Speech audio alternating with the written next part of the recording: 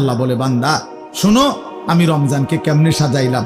1 পুরা মাস রোজা, 2 প্রতিদিন ইফতার, 3 প্রতিদিন সাহারি, 4 প্রতিদিন 20 রাকাত তারাবি, 5 শেষ দশকে এতেকাফ, 6 শেষ দশকের বেজর রাত্রিতে শবে কদর, এরপরে 7 একটা নফল একটা ফরজের সমান, 8 একটা ফরজ 70টা ফরজের সমান, 9 প্রথম দশক রহমত, 10 মাঝখানের দশক মাগফিরাত, 11 শেষ দশক জাহান্নাম থেকে মুক্তি। আল্লাহ বলেন, জান্নাতের দরজা খুলে দিলাম, জাহান্নামের দরজা বন্ধ করে দিলাম, সমস্ত শয়তানগুলোকে শেকলে বন্দী করে দিলাম, চারিদিক দিয়া গোলাইয়া সব গুছাইয়া বান্দা রাস্তা কেবল একটাই খোলা, দরজা কেবল একটাই খোলা। পুরা রমজান রাতে আসো, দিনে আসো, দুপুরে আসো, শুধু আমার গোলামি করবা, গুনাহ ছেড়ে দিবা, আর একটা দরজা দিয়েই সবাই ঢুকবা, শুধুই জান্নাত, শুধুই জান্নাত, শুধুই জান্নাত, শুধুই জান্নাত। কারণ দরজা তো খোলা একটাই, জান্নাতের দরজা, জাহান্নামের দরজা বন্ধ। এই মাসে আমি কোনো দিকে দেব না, শুধু জান্নাত দেব, শুধু জান্নাত, শুধু জান্নাত। এজন্য বাপ মহান আল্লাহ পাক রব্বুল আলামিন বলছেন, রমজান আমি কোরআন নাজিলের মাস। আমার শায়েখ বলে, আল্লামা মুফতি মুশতাকুন নবী সাহেব বড় সুন্দর বলছে হুজুরে, যে শুনেন আল্লাহ তাআলা রমজানকে বলছেন কোরআন নাজিলের মাস, এজন্য দামি বানাই দিছেন রমজান। একটাবার চিন্তা করে দেখেন, প্রত্যেক রমজানে কোরআন নাজিল হয় না, রমজান নির্দিষ্ট একটি রমজানে না কোরআন নাজিল হয়েছে, কথা বুঝছেন না? কিন্তু ওই এক মাসে কোরআন নাজিল হয়েছে দেখা আল্লাহর এই জমিনে যতবার এই মাস ঘুরে ঘুরে আসতেছে 1450 বছর ধরে, প্রত্যেকবারই এই মাস দামি হয়ে যাচ্ছে। একটি রাতে শবে কদর কোরআন নাজিল হয়েছে, ফলে যতবার এই রাতটা ঘুরে ঘুরে আসে প্রত্যেক বছরই এই রাত দামি হয়ে যাচ্ছে। অতএব কোরআনুল কারীম এক রাত্রিতে নাজিল হইছে, এজন্য প্রত্যেকবারই ওই রাত্রি দামি। একটি মাসে নাজিল হইছে, এজন্য প্রত্যেক বছর ওই মাসটা দামি। এজন্য যে ইমানদার কোরআনকে বুকে আগলায় নিছে, কোরআনকে নিজের জীবনে গ্রহণ করে নিছে, রমজানকে আপন করে নিছে, খোদার কসম রব্বে কারীম তাকেও সারা বছর সারা জিন্দেগি দামি বানায় দিছে, দামি বানায়। এজন্য রমজান মাসের নাম কি? রমজান। রমজান উচ্চারণ করেছেন যিনি এই মাসের নাম, তিনি রহমান, আর তিনি নাজিল করেছেন কোরআন। এটা গ্রহণ করেছে যে সে হলো মুসলমান। মাসের নাম রমজান, নাজিল করলেন কোরআন, গ্রহণ করলো মুসলমান। ফামান শাহিদা মিনকুমুশ শাহরা ফালিয়াসুমহু, আল্লাহ বলছেন হুদাল লিন্নাসি ওয়া বাইয়িনাতিন মিনাল হুদা ওয়াল ফুরকান। আল্লাহ বলছে, বান্দা আমি এমন কোরআন নাজিল করেছি যেই কোরআন গোটা বিশ্ব মানবতার হেদায়েত, এবং সব কথা স্পষ্ট, বাইয়িনাত, কোনো কথা, কোনো শব্দ, কোনো বাক্য, কোনো ব্যাখ্যা বিশ্লেষণ অস্পষ্ট, অগোছালো, অপূর্ণাঙ্গ কোরআনে নাই, সব স্পষ্ট, রাত দিন 24 ঘন্টা। ওয়াল ফুরকান, এবং কোরআনই হচ্ছে, এই শেষ কথাটা মনে যোগ দিয়ে শুনো ভাইয়া, আল্লাহ তাআলা বলছে কোরআন হচ্ছে ফুরকান, সত্য মিথ্যা, ন্যায় অন্যায়, উচিত অনুচিত, হালাল হারাম, জায়েজ না জায়েজ, করণীয় বর্জনীয়র মধ্যে পার্থক্যকারী আল্লাহর কোরআন। এজন্য ভাইয়া বাপ বিশ্বাস করেন, ছেলেরা বাপ তোমাদেরকে বলি ভাইয়া, আল্লাহর কোরআনের জ্ঞান যার নাই, কোরআন যার বুকে নাই, কোরআন যার হাতে নাই, কোরআন যার জবানে নাই, কোরআন যার জিন্দেগিতে নাই, কোরআন যে গ্রহণ করে নাই, আল্লাহর কসম, রব্বে কাবার কসম, সে হালাল হারাম, বৈধ অবৈধ, ন্যায় অন্যায় সে বুঝতে পারে নাই, খুঁজে পায় নাই, তালাশ করে পায় না। এজন্য কোরআনবিহীন কোনো মানুষ সভ্য হইতে পারে না। কোরআনবিহীন কোনো মানুষ বাংলা বই ন্যায় অন্যায় শিখায় না, অঙ্ক বই ন্যায় অন্যায় শিখায় না, ইংরেজি বই ন্যায় অন্যায় শিখায় না, পদার্থবিজ্ঞান জীববিজ্ঞান ন্যায় অন্যায় শিখায় না, রসায়ন বিজ্ঞান ন্যায় অন্যায় শিখায় না, উচ্চতর গণিত ন্যায় অন্যায় শিখায় না, ডাক্তারি বই ন্যায় অন্যায় শিখায় না, আইনের বই ন্যায় অন্যায় শিখায় না, শুধু আল্লাহর কোরআন ন্যায় এবং অন্যায়, হালাল এবং হারাম, উচিত এবং অনুচিত, বৈধ এবং অবৈধ এটা শিখায়। অতএব কোরআন বঞ্চিত তো সে হালাল হারাম থেকেই বঞ্চিত।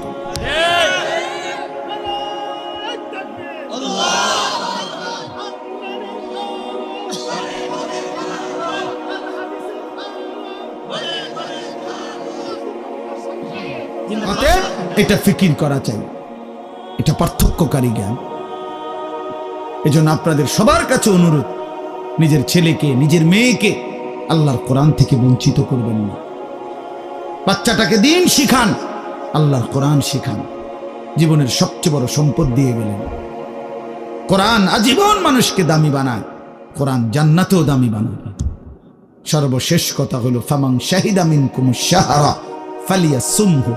আল্লাহ বলছে অতএব এত বড় ফজিলতপূর্ণ রমজান মাস যদি তোমার জন্য মিলে, আল্লাহ নিজে কি মজা করে আল্লাহ বলছে, বান্দা যদি রমজান পর্যন্ত তুমি পৌঁছো, তোমার জীবনে যদি রমজান মিলে, তুমি যদি হায়াত পাও, তা আমি আল্লাহ বলতেছি তুমি রোজা রাখো, তুমি রোজা রাখো, আমার হুকুম মাইনো, তুমি গুনাহ ছেড়ে দিও, তুমি আমার বন্দিগি একটা মাস কইরো।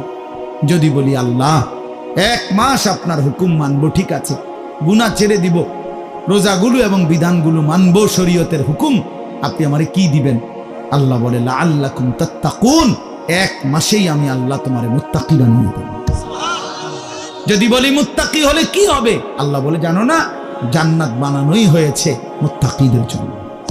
উইদ্দাত লিল মুত্তাকিন, জান্নাত বানানোই হয়েছে মুত্তাকিদের জন্য। অতএব যে মুত্তাকি সেই জান্নাতি, যে জান্নাতি সেই মুত্তাকি। আমার কিশোর, আমার নওজোয়ান, আমার বাপ, আমার ভাই, আমার বন্ধু, আমার পর্দার আড়ালের মা বোন, সবাইকে বলি হায়াতের কদর করেন, জিন্দেগির কদর করো।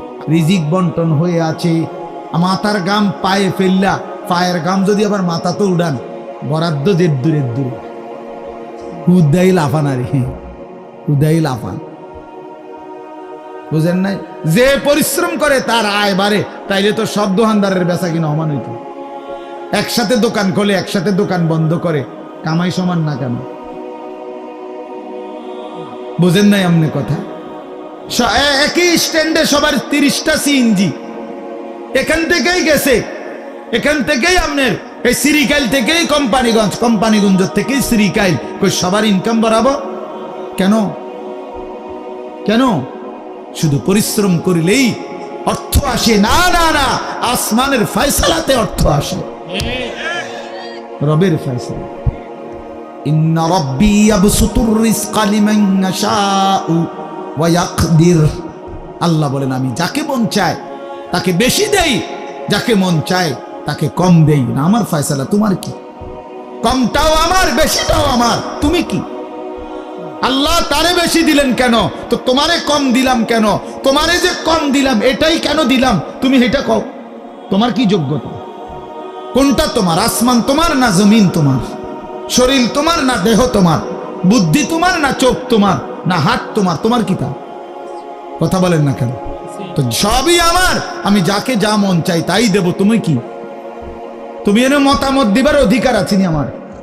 তাইলে এই জন্য বাপ, বন্ধু আমার, দোস্ত আমার, সাথী আমার, সবাই রে বলি ভাইয়া জিন্দেগির হিসাব করেন। এটাই আমার মূল বক্তব্য। আর একটু নড়ে চড়ে ঘুরে দাঁড়ান। ছেলেরা, বাপ ফিরে আসো তুমি আল্লাহর দিকে, কোরআনের দিকে, নামাজের দিকে, সেজদার দিকে। এই কপাল পৃথিবীর কোনো কামাইতে লাগে না। খেয়াল করে দেখেন, উপার্জনের পৃথিবীতে মানুষ দেশে থাকুক আর বিদেশ থাকুক, চাকরি করুক আর ব্যবসায়ী করুক, ক্ষেত খামারে কাম করুক আর দিন মজুরি করুক, মাড়ি কাটুক আর যাই করুক, কপাল কোনো কামে লাগায় না। বুঝো না হিসাব? কপাল কি লাগায় না? কোন কাজে লাগায় না। কপাল শুধুই সেজদার জন্য, কপাল শুধুই সেজদার জন্য, শুধুই সেজদার, কপাল শুধুই সেজদার জন্য। কিসের জন্য? আল্লাহ বলছেন এটা বানাইছি সেজদার জন্য। এই জন্য যে কপালে সেজদা নাই, আল্লাহ যেন বলেছে যে ওই মানুষের বাচ্চা না, ওই জানোয়ার। জানোয়ার। এজন্য দোস্ত, কেন নামাজ পড়ো না? কেন সেজদা করো না? কেন আল্লাহকে ডাকো না? মাদেরকে জিজ্ঞেস করেন, বোনদেরকে জিজ্ঞাসা করেন, কেন আল্লাহর হুকুম প্রতিনিয়ত লঙ্ঘন করছে? কেন বোনেরা বেপর্দা? কেন মায়েরা বেপর্দা?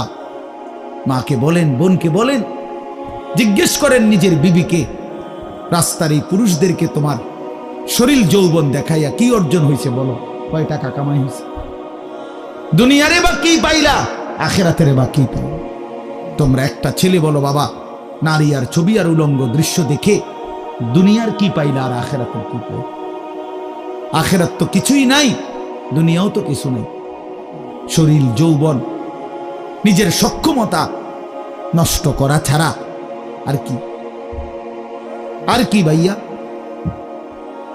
এই জন্য আমি অনুরোধ করছি আপনাদের কাছে, আমরা যদি প্রত্যেকেই ভাবি আমরা ইমানদার, আমরা মুসলমান, আমাদের জিন্দেগি আখিরাত, আর এই আখিরাতের সবচেয়ে বড় ফিকির যদি আমার বিবেকে ঢোকে যে আসলে আমার জীবন আখিরাতের জন্য, আমারে আল্লাহ বানাইছেন আখিরাতের জন্য।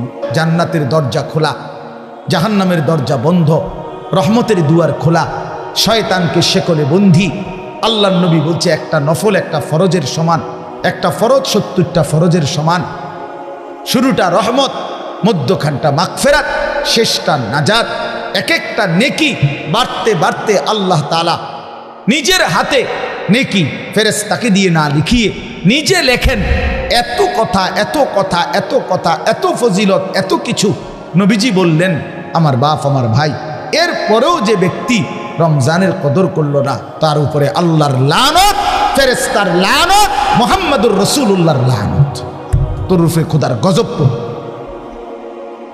তোর উপরে খোদার লানত পড়ে। হ্যাঁ, এটা আমি বলিনি, এটা জিবরাইল বলে গেছেন। কি?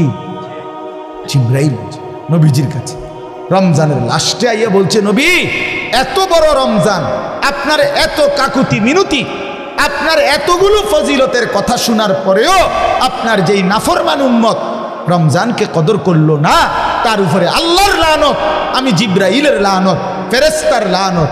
নবী বলছে আমিন। হ্যাঁ জিবরাইল, আমি তো বদদুয়া দিতে চাচ্ছিলাম না, আমি অভিশাপ দিতে চাচ্ছিলাম না, কিন্তু আজকে আমি রাসূলও আর সহ্য করতে পারলাম না এমন নাফরমান উম্মতের উপরে আমি মুহাম্মদেরও লানত। আমিন, আমিও মেনে নিলাম। যা যা বেঈমান, যা তুই মোবাইলে তুই, যা তুই নারী নিয়ে থাক, তুই সুদের আড্ডা, ঘুষের আড্ডা, যা তুই বিড়ির আড্ডাতেই থাক, যা, ঠিক আছে, তুই জীবন এভাবেই শেষ কর, যা না ফোন, ঠিক আছে, দুনিয়াই তো ভোগ করবি না তো ৬০ বছর ৭০ বছর। এরপরে আবু জেহেল দুনিয়াতে মাটির উপরে মাতবুরি করছে কতদিন, মাটির নিচে পড়ে আছে আজ কতদিন? এই মিয়া বলেন না কেন? ফেরাউন মাটির উপরে ছিল কতদিন, আজ মাটির নিচে কতদিন? নমরুদ মাটির উপরে ছিল কতদিন, মাটির নিচে কতদিন?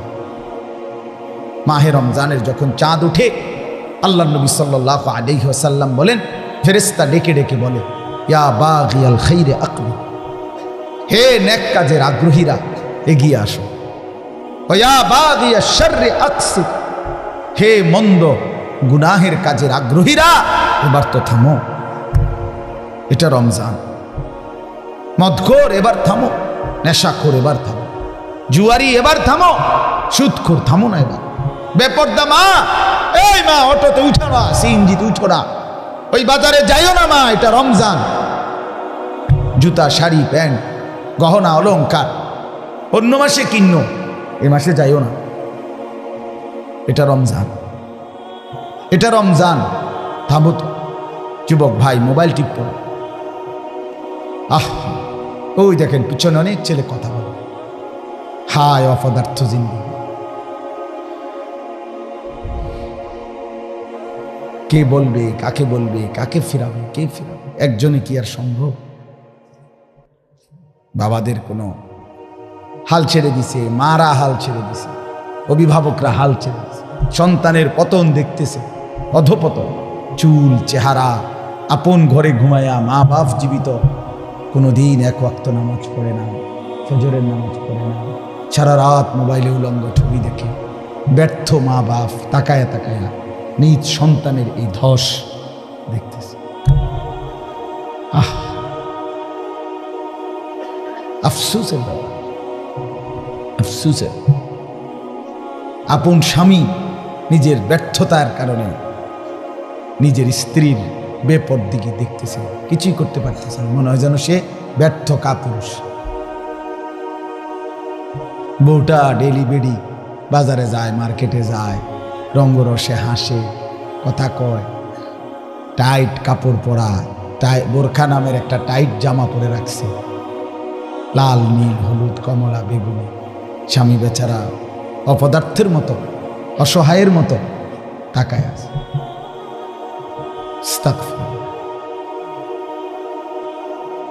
এই পর্যন্ত কোন ইমানদারের বউ বেপর্দার সুযোগ দেয় নাই, এই কারণে কোন ইমানদারের বউ যায় নাই, কাপুরুষের বউ যায়। এই পর্যন্ত যত বেড়ি বাজছে আরেক বেড়া লইয়া, আগের থেকেই অপদার্থ যে বেড়া এবার বউ ভাগ্যে গেছে। কথা বুঝছেন? দিন যে মানে সে ক্ষতিগ্রস্ত হয় না, ক্ষতিগ্রস্ত হয় না। এজন্য এটা ব্যর্থতার কথা, রাগ হবেন না চাচা, এটা কাপুরুষের কথা। অনকার ফোলাফানি শুনে না মানে তো আপনি সিদ্ধান্ত নিয়ে নিলেন, কে কেমনে সিদ্ধান্ত নিলেন?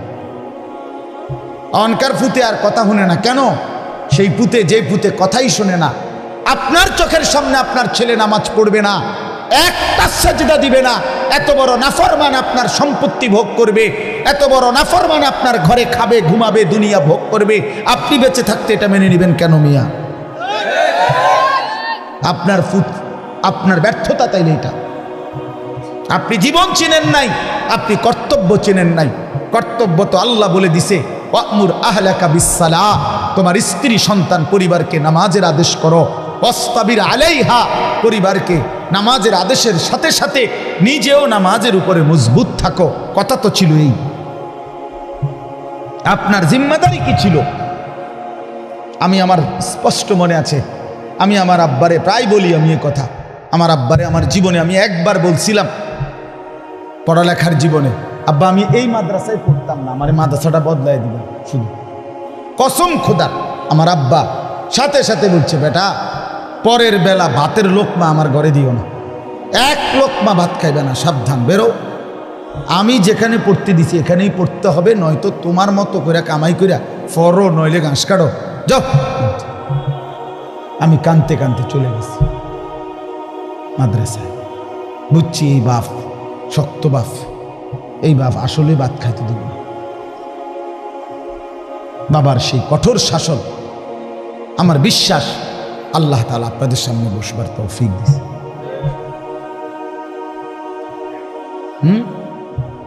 আমার জীবনের সার্থকতা কি? আমার স্ত্রী সন্তান যদি ধ্বংস হয়ে যায়, সোফা দিয়ে আমি করব কি? খাট দিয়ে আমি করব কি? বিল্ডিং দিয়ে আমি করব কি? বলেন কি করব? আমার জীবনটা কি? রাহিমাল্লাহু ওয়ালিদান আ'আনা ওয়ালাদাহু আলা বিররি, নবী সাল্লাল্লাহু আলাইহি ওয়াসাল্লাম বলেন, আল্লাহ তাআলা ওই মা বাবার উপরে দয়া করে যে তাদের সন্তানদেরকে নেক কাজে সাহায্য করে। নবী সাল্লাল্লাহু আলাইহি ওয়াসাল্লাম বলেন, মা নাহালা ওয়ালিদুন ওয়ালাদাহু মিন নুহলিন মিন আদাবিন হাসান, কোন মা বাপ তাদের সন্তানকে সবচেয়ে বড় যা কিছু উপঢৌকন এই পৃথিবীতে দিয়ে যায়, সেটা কি? সবচেয়ে বড় কোনটা? নবীজি বলছে আদাবুন হাসান, উত্তম আখলাক, উত্তম দিন, উত্তম আদব। এটা যারা শিখিয়ে গেল তারাই তাদের সন্তানকে সর্বশ্রেষ্ঠ নিয়ামত দিয়ে গেল। রাসূলুল্লাহ সাল্লাল্লাহু আলাইহি ওয়াসাল্লাম বলেন, নবীজি বলছে, এক সাহাবী জিজ্ঞেস করছে, ইয়া রাসূলুল্লাহ মা হাক্কুল ওয়ালাদ, সন্তানের হক কি? আলাল ওয়ালিদ, পিতামাতার উপরে। নবীজি বলছেন, আন ইউহসিনা ইসমাহু ওয়া ইউহসিনা আদাবাহু।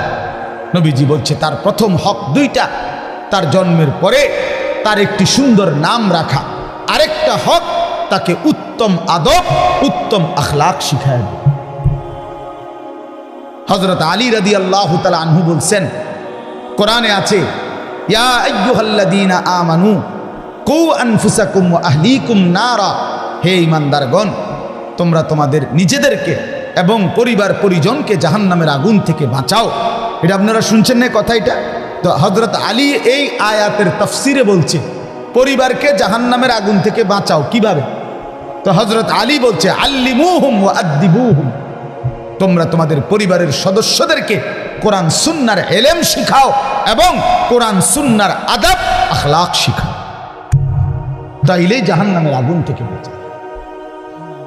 যেই মা বাপ, সাফ কথা, আপনারা যারা আপনাদের ছেলে মেয়েকে ছোট্টবেলায় আল্লাহর কোরআন রসুলের সুন্নাহ থেকে বঞ্চিত করেছেন, কসম খুদার, মনে রাখেন হাসরের ময়দানে চূড়ান্তভাবে লাঞ্ছিত হবেন, বেইজ্জতি হবেন, কোটি কোটি হাসরের মানুষের সামনে অপদস্থ হবেন।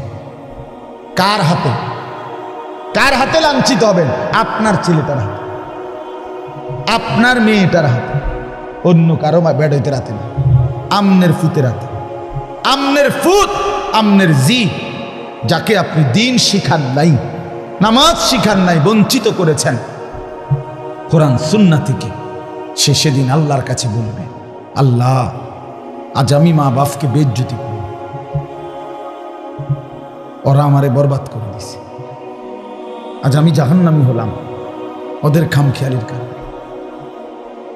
7 বছর বয়সে আল্লাহ আমি কিছুই বুঝতাম না, 6 বছর বয়সে আমি অবুঝ ছিলাম। সেদিন যদি তারা মজবুত সিদ্ধান্ত নিত আমাকে দিন শেখাবে, তাহলে আমার এই ভুল হতো। রব্বানা গালাবাত আলাইনা শিকওয়াতুনা, কোরআনে আছে, জাহান্নামী জাহান্নামের ভীষণ আগুনে উথাল পাতাল ঢেউ খাবে, আর আল্লাহকে বলবে, আল্লাহ আমার এই কপাল মন্দ, আমি দুর্ভাগা কপাল, আল্লাহ আমার কপালটা মন্দ, আমি করলামটা কি? এত সুন্দর হায়াত কি করলাম, কিভাবে নষ্ট করে দিল। অকুন্না কওমান দাল্লিন, আর জাহান্নামী বলবে, আল্লাহ আমি এক পথভ্রষ্ট গ্রুপের, সম্প্রদায়ের এক পথভ্রষ্ট গ্রুপ, নাফরমান গ্রুপের অন্তর্ভুক্ত ছিল। আমি যাদের সাথে চলতাম ফিরতাম, ওরা বিড়ি খাইতো, মদ খাইতো, গাঁজা খাইতো, সুদ খাইতো, ঘুষ খাইতো, কথায় কথায় গাইল লাইতো, নারীর ছবি, নাচ গান, নর্তকীর ছবি, উলঙ্গ দৃশ্য দেখত। আল্লাহ আমি ভালো মানুষ পাই নাই, কোনোদিন একটা ভালো মানুষের ছোঁয়া পাই নাই, ফলে আজ আমি ধ্বংস হয়ে গেছি। উত্তম সঙ্গী অনেক বড় নিয়ামত। আমার ড্রাইভার, আমার এই সারা জীবন, যে 5 বছর সে আমার গাড়ি চালায়, আমি যতবার তারে চলার পথে নামাজের কথা মনে করাইছি, আমার চাইতে কমপক্ষে 1000 বার বেশি সে আমারে মনে করেছে। ঠিক এই 5 ওয়াক্ত নামাজের জন্য তার খেয়াল জামাত ধরার প্রতি আমার চাইতে 100 গুণ বেশি, 100 গুণ বেশি। আলহামদুলিল্লাহ, আল্লাহর দয়া, আল্লাহর দয়া। আমি তো মনে করি আল্লাহ পাকের মেহেরবানি, এই বছর এই যে আগামী শুক্রবার আমার উমরার ফ্লাইট, সেও যাবে আমার সাথে। বলছে আমি কেমনে যাবো, আমি কেমনে যাবেন চাইবেন, কেমনে যাবেন আল্লাহ ব্যবস্থা করবে, সে যাবে ইনশাআল্লাহ, তারও ফ্লাইট আমার সাথে, আমার শায়েখের সাথে। এই জন্য বললাম, জাহান্নামী বলবে, আল্লাহ আমি ভালো মানুষ পাইনি। যুবক ছেলেরা আফসোস করবে এই অসৎ বন্ধুর জন্য, যে তোমারে নারীর ছবি, নাচ গান আর বিকৃত হাসি দিয়ে নষ্ট করে দিছে, তোমারে কোনো মেয়ের সাথে লাইন করাই দিছে, তোমারে কোনো জুয়ার আড্ডায় শিখাই দিছে, তোমারে কোনো মদের আড্ডায় নিয়ে দিছে। মাথা নোয়াইও না, মাথা নোয়াইলে কি লাভ হবে? আমার থেকে বাঁচে গেলে তো লাভ নেই, আল্লাহর থেকে বাঁচবে কিভাবে সেটা ভেবে দেখো। আমি তো এমনিই চলে যাব, একটু পরে আমি চলে যাব না, আপনারা আপনাদের পথে চলে যাবেন না, তো কে কার কাছে আটকায়? কিন্তু আল্লাহর কাছে। এই জন্য আজকে রমজান সামনেই, আমরা সবাই মিলে নিয়ত করি আমরা বদলাবো ইনশাআল্লাহ। মান লাম ইয়াদা কাওলা যুর ওয়াল আমালা বিহি ফালাইসা লিল্লাহি হাজাতুন আন ইয়াদা তাআমাহু ওয়া শারাবাহু। নবী সাল্লাল্লাহু আলাইহি ওয়াসাল্লাম বলেন, যে ব্যক্তি রমজান পেল, রোজা রাখলো, অথচ মিথ্যা কথা, মিথ্যা আচরণ, অন্যায়, অশ্লীলতা, চুরি, ডাকাতি, গুনাহের আচরণ ছাড়তে পারল না, রাসূল বলেন, হায় নাফরমান, তোমার এই খাদ্য আর পানীয় থেকে বিরত থাকার কোনো প্রয়োজন আল্লাহর কাছে নাই। আল্লাহ ভাতের অভাবে পানির অভাবে তোমারে রোজা রাখতে বলে নাই, তোমারে জান্নাত দেওয়ার জন্য রোজা রাখতে বলছে। তোমারে বলছে লাআল্লাকুম তাত্তাকুন, তোমারে বলছে আমি মুত্তাকি বানাবো বান্দা তোকে, তোর ঈমান আমি নিলাম বান্দা। ইয়া আইয়ুহাল্লাযীনা আমানু, হে ঈমানদারগণ, মানে হলো বান্দা আমি তোমার ঈমান নিলাম, এবার আমি তোমাকে তাকওয়া দেব লাআল্লাকুম তাত্তাকুন। তাইলে মাঝখানে একটা মাস সময় নিলাম, ঈমান তোমার গ্রহণ করলাম, তাকওয়া তোমাকে দেব। ঈমান আর তাকওয়া হবে, তোমার ঠিকানা হবে সরাসরি জান্নাত। যে মুত্তাকি সে জান্নাত, যে মুত্তাকি সে কি? উইদ্দাত লিল মুত্তাকিন, আল্লাহ বলছে জান্নাত বানানোই হয়েছে মুত্তাকিদের জন্য। আল্লাহ বলে আমি একটা মাস সময় নিলাম, 30টা দিন বান্দা গুনাহ ছেড়ে দাও, আমার ইবাদতে ডুবে যাও, লেগে যাও। 30 দিনের মাথায় আমি তোমারে মুত্তাকি বানাবো, জান্নাতি বানাবো। ঈমান তোমার পাসপোর্ট, তাকওয়া তোমার ভিসা। পাসপোর্ট নিলাম রোজার আগে, ঈমান নিলাম। একটা মাস রোজার মাস, গুনাহ থেকে বাঁচবা, ইবাদতে লাগবা। 30 দিনের মাথায় আমি আল্লাহ ঈমানের পাসপোর্টে তাকওয়ার ভিসা লাগায় দেব, জান্নাতের ফ্লাইট উঠায় দেব। ঈদের দিন ফ্লাইট। ফ্লাইট কোন দিন? ঈদের দিন। ঈদের দিন ফ্লাইট, 1 মাসে ফ্লাইট, 1 মাসে 31 দিন যাব না, হয় 30, নয় বার লাগলে 29, মাগার 31 লাগবে না। 31 রোদ হোক বৃষ্টি হোক, শীত হোক গরম হোক, ফ্লাইট কোন দিন? ঈদের দিন, জান্নাতের ফ্লাইট। হাদিসে আছে ঈদের দিন আল্লাহর নেয়ামত প্রাপ্ত জান্নাতি বান্দা রোজাদার যখন আল্লাহর ইবাদত ঈদের নামাজ পড়ে, তো ফেরেশতারা ডেকে বলে, যাও আল্লাহর বান্দা, খুশি খুশি যাও, কাদ গাফারাল্লাহু লাকুম, আল্লাহ তোমাকে পুরা মাফ করে দিয়েছে, যাও খুশি খুশি। ফারজিউ রাশিদিনা ইলা রিহালিকুম, যার যার ঘরে খুশি খুশি দিলে সন্তুষ্ট চিত্তে ফিরে যাও, যাও রেডি হও জান্নাতের জন্য প্রস্তুতি নাও। এই জন্য ইনশাআল্লাহ রমজানকে কাজে লাগাও, ঠিক আছে? ইনশাআল্লাহ বলেন ইনশাআল্লাহ। দেখেন আল্লাহ স্পষ্ট বলছে 5টা আয়াতে, কোরআনুল কারীমের সূরা বাকারার 183 নম্বর আয়াত থেকে 187, 5টি আয়াতে রোজার কথা, রমজানের কথা বিস্তারিত বলছে। বলে আল্লাহ লাস্ট বলছে কাযালিকা ইউবায়্যিনুল্লাহু আয়াতিহি লিন-নাস, আল্লাহ বলে বন্ধু আমি এভাবেই পরিষ্কার করে আমার বান্দাদের জন্য আমার আয়াত, আমার বিধান, আমার কথা স্পষ্ট করে বলে দিলাম, লাআল্লাহুম ইয়াত্তাকুন, যেন সকলেই মুত্তাকি হতে পারে, জান্নাতি হতে পারে।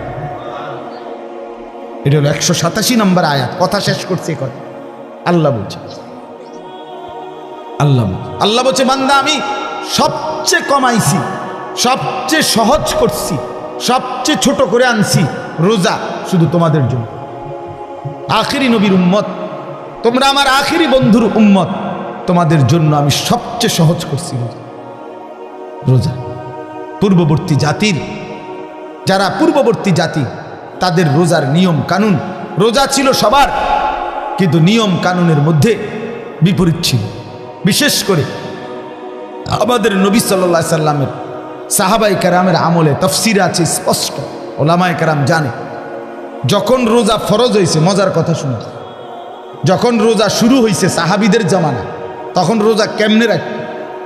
নিয়ম ছিল সন্ধ্যাবেলায় ইফতার করার পরে, ইফতার করে না সূর্য ডুবলে, তো এই সময় ইফতার করার পরে এই বাকি যে রাতটা, এই রাতে যতক্ষণ সজাগ থাকবে প্রথম, এতক্ষণই খানা দানা, স্ত্রী মিলন এগুলো করতে পারবে। কিন্তু যদি ঘুমাইয়া যায় 10 মিনিটের লাগবে, 1 মিনিটের লাগবে, শুইয়া লাইলে চোখ বন্ধ, ঘুমা এসে গেলে পরের দিনের রোজা শুরু। হ্যাঁ, এটাই বিধান নবীজির জামানা, সাহাবীদের জামানা প্রথম শুরু হয়েছিল এবার রোজার বিধান ছিল এবার। এরপরে ঘুমের থেকে উঠা আর খানার সিস্টেম। এক সাহাবী হযরত কাইস ইবনে সারমা আনসারী সাহাবী, উনি এরকম সারাদিন রোজা রাখছে, রাইখা সন্ধ্যাবেলা ইফতারের টাইমে ঘরে আসছে, স্ত্রীকে বলছে ইফতার কিছু আছে কি? স্ত্রী বলছে কিছুই নাই ঘরে, আপনি একটু অপেক্ষা করেন, বসেন, আমি পাশের বাড়ির থেকে কিছু খাবার বা কিছু নিয়ে আসি। স্ত্রী গেছে পাশের ঘরে, কিছুটা তাদের কাছ থেকে খাবার ধার নিয়ে ঘরে আসছে। আইসা দেখে ওনার স্বামী সারাদিন ক্লান্তিতে মেহনত করে আসছে, একটু কাইট হয়েছিল, ঘুমায় আসছে। এখন স্ত্রী তো ঘুম থেকে জাগায় বলতেছে ইন্নালিল্লাহ, আপনার তো রোজা শুরু হয়ে গেছে। বলছে হ্যাঁ, আমি আর কি করবো এখন, তার কিছুই খাইতে পারে না। তো আজকের সারাদিন উপাস, সারা রাত উপাস, পরের দিন দুপুরবেলা এই সাহাবী বেহুশ হয়ে গেছে, আর উঠতে পারতেছে না। কেন? লাগাতার এই কষ্ট। কথা বুঝছেন কি? এখান দিয়ে 12, হেন দিয়ে 12, 24 ঘন্টা, আরো ওহেন দিয়ে ধরেন আপনি 6-7 ঘন্টা, প্রায় 30-32 ঘন্টা পরে উনি কি হয়ে গেছে? বেহুশ হয়ে গেছে। নবী সাল্লাল্লাহু আলাইহি ওয়াসাল্লামের কাছে জানানো হয়েছে। আরেক সাহাবী রাত্রিবেলা ঘুম থেকে উঠে বেখেয়ালে ওনার স্ত্রীর সাথে মিলিত হয়েছে। তো ওনারও বড় ক্ষতি হইল, কারণ রোজা তো শুরু হয়ে গেছে। এই দুইজনের দুই বিষয়ের কারণে আল্লাহ তাআলা বলছেন, বন্ধু ঠিক আছে, চলেন আরো কম, আপনাকে যে আমি ভালোবাসি। আল্লাহ বলছেন, বন্ধু আপনাকে যে খুব পছন্দ করি, আপনার উম্মত তো আপনাকে ভালোবাসলে আপনার সাথে যা কিছু সব কিছুকেই আমি ভালোবাসি। আপনার উম্মতকেও ভালোবাসি, আপনার গায়ের চাদরকে ভালোবাসি, আপনার গায়ের কম্বলকেও ভালোবাসি। কোরআনে আছে ইয়া আইয়ুহাল মুজাম্মিল ইয়া আইয়ুহাল মুদ্দাসসির। নবীজি কখনো চাদর গায়ে দিছেন, আল্লাহ বলছে হে চাদর পরা নবী। নবীজি কম্বল গায়ে দিছেন, তা আল্লাহ বলছে হে কম্বল পরা বন্ধু আমার। তার মানে কি?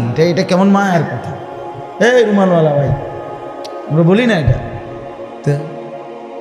আল্লাহ যেন বলছে, বন্ধু আপনার সাথে যা লাগে সব আমার কাছে প্রিয় হয়। চাদরও দামি, কম্বলও দামি। আয় হায়, যদি চাদর দামি হয়, কম্বলও দামি হয় নবীর সাথে, আপনি আমি লাগলে কি পরিমাণ দামি হব? তাহলে কেন দাড়ি কাটেন? দাড়ি কাটেন কেন? বাপ কাইটেন, এটা অভদ্রতা, অসুন্দর। পৃথিবীর কোনো গবেষক, দার্শনিক, পণ্ডিত, বুদ্ধিজীবী, কাফের, মুশরিক, বেঈমান, ইহুদি, খ্রিস্টান, নাস্তিক, মুরতাদ, হিন্দু, বৌদ্ধ, পৃথিবীর কেউ, কোনো গবেষক, আমি চ্যালেঞ্জ করলাম, কোন বুদ্ধিজীবী, কাফেরও আজ পর্যন্ত গবেষণা করে প্রমাণ করতে পারে নাই যে দাড়িওয়ালা চেহারার চাইতে শেবওয়ালা দাড়িবিহীন চেহারা সুন্দর, হ্যান্ডসাম। এটা কি যুক্তিতে, কি গবেষণাতে, কোন মেশিনে ধরা খাইছে? এটা কথা বোঝেন নাই আপনি? আপনি কদ্দুর জানলে আমার কদ্দুর দেখাইয়েন, এরপরে প্রমাণ যদি করতে পারেন তো জেনে আমার বিচার করণ দরকার, আমি হেনে যাবো বিচারে লেগে। দাড়িবিহীন চেহারার চাইতে দাড়িওয়ালা চেহারা লক্ষ কোটি গুণ বেশি সুন্দর, তুলনাই হয় না বেটা। এ তো কাপুরুষের চেহারা, যে নিজের দেহকে বিকৃত করে, নিজের শরীর চেহারাকে যে বিকৃত করে দেয়, তার হিম্মত কোথায়? সাহস কোথায়? তার পৌরুষ কোথায়? বীরত্ব কোথায়? নিজের চেহারাকে যে বিকৃত করে, নিজের চেহারা নিয়ে যে নিজে লজ্জিত, তো তার ইজ্জত দিব কে? তারে সম্মান দিবে কে? আল্লাহ আমাদেরকে মাফ করে দেন। তো আল্লাহ তাআলা বললেন, তো এই দুই সাহাবী, দুইটা ঘটনা ঘটলো, আল্লাহ তাআলা বললেন বন্ধু চলেন সহজ করে দিন, আরো সহজ করে। কুলু ওয়াশরাবু, এই যে দেখেন, উহিল্লা লাকুম লাইলাতাস সিয়ামির রাফাসু ইলা নিসাইকুম। আল্লাহ বলে এখন থেকে বন্ধু আপনি আপনার উম্মতকে বলেন, প্রত্যেকটা ইমানদার পুরুষ রোজাদারের জন্য সন্ধ্যা সূর্যাস্তের পরে রাত সুবহে সাদিক পর্যন্ত পুরা রাত, এবার আর কোনো ঘুম যাক বা না যাক, কোনো নিষেধাজ্ঞা আর নাই। সে তার স্ত্রীর সাথে মিলিত হওয়া, স্ত্রীর সাথে থাকা তার জন্য পুরাপুরি বৈধ করা হবে। হুন্না লিবাসুল লাকুম ওয়া আনতুম লিবাসুল লাহুন্না। স্ত্রী তো স্বামীর পোশাক, স্বামী তো স্ত্রীর পোশাক। একজন আরেকজনের সাথে মিলে মিশে থাকবে, এটাই তো ইনসাফ, এটাই তো আল্লাহর চাও। স্বামী যদি স্ত্রীর কাছে আপনার আকর্ষণীয় না হয়, স্ত্রী যদি স্বামীর কাছে আকর্ষণীয় না হয়, বেডিও যদি বাইরের বেড হইতে লেগে আগ্রহী, এবারও যদি বাইরের বেড হইতে লেগে আগ্রহী, তো এই দুই অপদার্থ কি এর স্বামী স্ত্রী ডিফেলাসটি কেন কি রে বেটা? তুই বেটা তোমার বউ আছে ঘরে, তুমি রং সহ মানুষের বেডি বেও খুব কোথাকার, তোমার তো রোদে টাঙ্গাই তুমি দরকার। যে মহিলা তার স্বামী আছে সে পর পুরুষের প্রতি আসক্ত। এখান থেকে মুরাদনগর যাবে এক জোড়া জুতা কিন্তু এবুড়ি রে সিএনজি আইয়া হরন দিতে আছে আধা ঘন্টা ধরে, এবুড়ি রেডি, হ্যাঁ রেডি, আগো বাইরন না না রাখো না, কিন্তু রেডি হইতেছে, এবুড়ি রেডি, এই পাউডার ডলতে আছে, ফেয়ার এন্ড লাভলি ডলতে আছে, মেকআপ ডলতে আছে। আরে বোন, আরে মা, কারে দেখাই এই রঙ্গরসের যৌবন, এই গহনা, এই অলংকার, এই প্রসাদনী কাকে দেখাই? কাকে দেখাইবার জন্য 1 ঘন্টা ধরে সাজলা? রাস্তার ওই লম্পট বখাটে যে তোমারে দেখে অবৈধ কল্পনা করে, অশ্লীল কামনা করে সে, অথচ নিজ স্বামী বেচারা যদি বলে কদ্দুর কাপড় সোপড় কদ্দুর বদলাইয়া সুন্দর করে পাউডার টাউডার বা কদ্দুর সুন্দর করে ভালো হইয়া থাকো, স্বামীর সামনে আসো, কথা কয় দেবে বেড়া বাতরা ইনতে রাইনতে জান শেষ, কথা কইতে তো সুন্দর লাগে, এ দিছে তো বেটারে যায় জামাইয়ের 14 গোষ্ঠী উড়ে গেছে, জামাইয়ের কপালে ভালো কাপড়, ভালো প্রসাদনী কিছুই জোটে না, জোটে রাস্তার বখাটের কথা। আস্তাগফিরুল্লাহ, আস্তাগফিরুল্লাহ, আস্তাগফিরুল্লাহ। আল্লাহ আমাদেরকে মাফ করে দেন। আল্লাহ বলেন এজন কি চমৎকার কথা, হুন্না লিবাসুল লাকুম ওয়া আনতুম লিবাসুল লাহুন। আল্লাহ বলে স্ত্রীরা এ তো স্বামীর পোশাক, স্বামী এ তো স্ত্রীর পোশাক, মিলেমিশে একাকার। সুবহানাল্লাহ।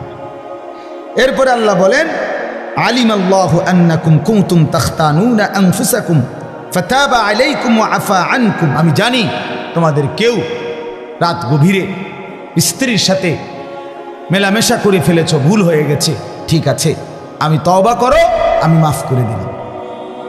ফালআনা বাশিরুহুন্না ওয়াবতাগু মা কাতাবাল্লাহু লাকুম। এখন আমি তোমাদের জন্য অনুমতি দিয়ে দিলাম, এখন হালাল করে দিলাম, বৈধ করে দিলাম, তোমরা আমার সিদ্ধান্ত হুকুম তালাশ করো, অর্থাৎ এখন তোমাদের জন্য অনুমতি দেওয়া হবে। এরপরে আল্লাহ বলেন ওই আরেক সাহাবীর ঘটনা রয়েছে না, ব্যাপারটা যে কি হয়ে গেছে, তো আল্লাহ বলছে ওয়াকুলু ওয়াশরাবু, এবং সাথে সাথে খাও পান করো, হাত্তা ইয়াতাবায়্যানা লাকুমুল খাইতুল আবিয়াদু মিনাল খাইতিল আসওয়াদি মিনাল ফাজর, একেবারে সাদা সুতা কালো সুতা থেকে আলাদা করা পর্যন্ত খাও পান করো। তার মানে রাত্রির কালো রেখা থেকে যখন সুবহে সাদিকের সাদা নতুন রেখা আসে, দাগ আসে, রেখা সাদা রেখা, ওই পর্যন্ত খাইতে থাকে। সুম্মা আতিম্মুস সিয়ামা ইলাল লাইল, এবং এরপরে সন্ধ্যা পর্যন্ত, সূর্য অস্ত পর্যন্ত, ওই সুবহে সাদিক থেকে সন্ধ্যা পর্যন্ত রোজাটা পূর্ণ করো। আল্লাহ বলেন ওয়ালা তুবাশিরুহুন্না ওয়া আনতুম আকিফুনা ফিল মাসাজিদ। আর শোনো, তবে যদি রমজানের শেষ দশকে এতেকাফ করো আল্লাহর ঘরে, তাইলে আর স্ত্রীর সাথে যে কোনো রকমের রাতে দিনে কোনো রকমের মেলামেশা আর নিষিদ্ধ করে দেওয়া হবে। আল্লাহ বলেন এতগুলো কথা যা বললাম, তিলকা হুদুদুল্লাহ, এগুলো আমি আল্লাহ তাআলার বিধি নিষেধের সীমারেখা, ফালা তাকরাবুহা, আমার বিধি নিষেধের লঙ্ঘন করে আমার নাফরমানির কাছে যেও না। কাযালিকা ইউবায়্যিনুল্লাহু আয়াতিহি, আল্লাহ বলেন এভাবে আমি পরিষ্কার করে তোমাদের কাছে সব বলে দিলাম, লাআল্লাহুম ইয়াত্তাকুন, যেন বাস্তবিক অর্থে মুত্তাকি হতে পারো, জান্নাতি হতে পারো। এজন্য বাপ আমাদের জন্য আল্লাহ তাআলা সবচেয়ে সহজ করে দিয়েছেন রমজান, অনেক কমাই আনছেন। কোরআনে আছে ইউরিদুল্লাহু বিকুমুল ইউসরা ওয়ালা ইউরিদু বিকুমুল উসরা। আল্লাহ বলেন আমি তোমাদেরকে সহজ করতে চাই, কঠিন করতে চাই না। অতএব আমাদের জন্য আল্লাহই সহজ করেছেন আমাদের জন্য সুবহে সাদিক থেকে সূর্যাস্ত পর্যন্ত খাদ্য পানীয় স্ত্রী মিলন থেকে বিরত থাকতে বলছেন, আর সারা বছরের মতো চলমান গুনাহ বাঁচতে বলছেন, ইবাদতে লেগে থাকতে বলছেন। তাইলে অতিরিক্ত আহামরি খুব কঠিন কোনো বোঝা আমাদেরকে চাপায় দিছেন। রমজান মানে কি 50 কেজি চালের বস্তা কান্দে লইয়া দাঁড়ায় থাকা, রোজা মানে কি সিমেন্টের বস্তা একটা লইয়া খাড়ায় থাকুন নাকি? তাই এখানে কঠিন কি? এটুকু রোজা যদি আমরা পালন করতে না পারি, এত বড় সুযোগ, জান্নাতের দরজা খোলা, জাহান্নামের দরজা বন্ধ, রহমতের দুয়ার খোলা, শয়তানকে শেকলে বন্ধি। আল্লাহর নবী বলছে একটা নফল একটা ফরজের সমান, একটা ফরজ 70টা ফরজের সমান। শুরুটা রহমত, মধ্যখানটা মাগফিরাত, শেষটা নাজাত। এক একটা নেকি বাড়তে বাড়তে আল্লাহ তাআলা নিজের হাতে নেকি ফেরেশতাকে দিয়ে না লিখিয়ে নিজে লেখেন। এত কথা এত কথা এত কথা, এত ফজিলত, এত কিছু নবীজি বললেন আমার বাপ আমার ভাই। এরপরেও যে ব্যক্তি রমজানের কদর করল না, তার উপরে আল্লাহর লানত, ফেরেশতার লানত, মুহাম্মদুর রাসূলুল্লাহর লানত। তোর রূপে খোদার গজব পড়বে, তোর রূপে খোদার লানত পড়বে। হ্যাঁ, এটা আমি বলিনি, এটা জিব্রাইল বলে গেছেন। কি জিব্রাইল বলছে নবীজির কাছে রমজানের লাস্টে আইয়া বলছে, নবী এত বড় রমজান, আপনার এত কাকুতি মিনতি, আপনার এতগুলো ফজিলতের কথা শোনার পরেও আপনার যেই নাফরমান উম্মত রমজানকে কদর করলো না, তার উপরে আল্লাহর লানত, আমি জিব্রাইলের লানত, ফেরেশতার লানত। নবী বলছে আমিন। হ্যাঁ জিব্রাইল, আমি তো বদদুয়া দিতে চাচ্ছিলাম না, আমি অভিশাপ দিতে চাচ্ছিলাম না, কিন্তু আজকে আমি রাসূলও আর সহ্য করতে পারলাম না এমন নাফরমান উম্মতের উপরে আমি মুহাম্মদেরও লানত।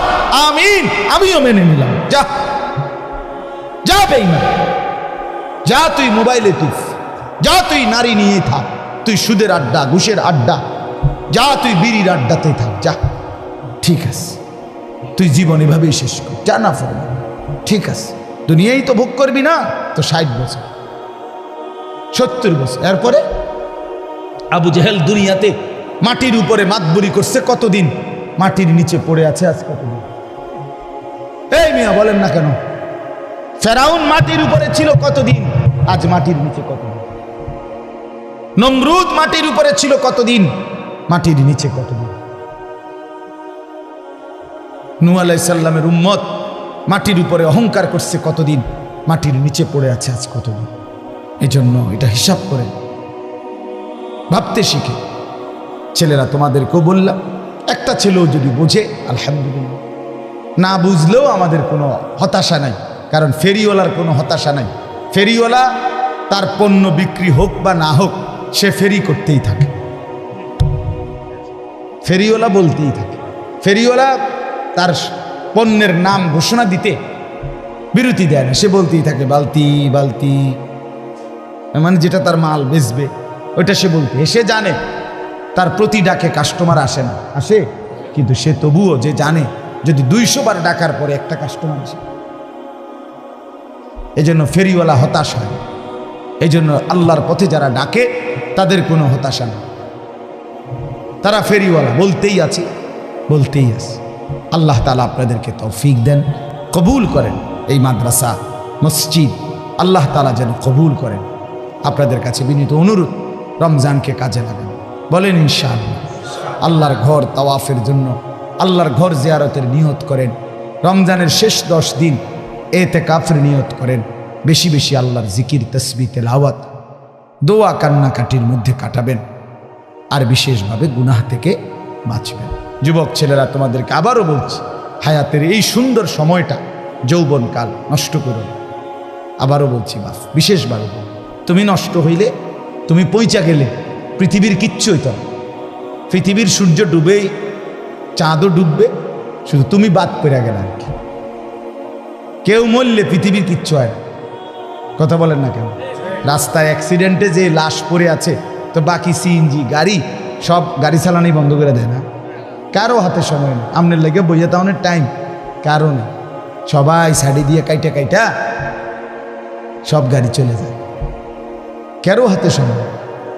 এই জন্য বন্ধু, কারো মৃত্যুতেই যেখানে কারো হাতে সময় নাই, তো তুমি আর আমি নষ্ট হয়ে গেলে কার হাতে সময় আছে? কার হাতে সময়? নিজের জীবনটাই নিজে নষ্ট করে দিলাম। নিজের বরবাদি নিজে করলাম। এই জন্য শেষ পর্যন্ত কবরে আমি একাই, হাসরে আমি একাই, ফুলসেরাতে আমি একাই। কাজেই আমার বুঝ আমাকেই করতে হবে। আল্লাহ আমাদেরকে তৌফিক দেয়।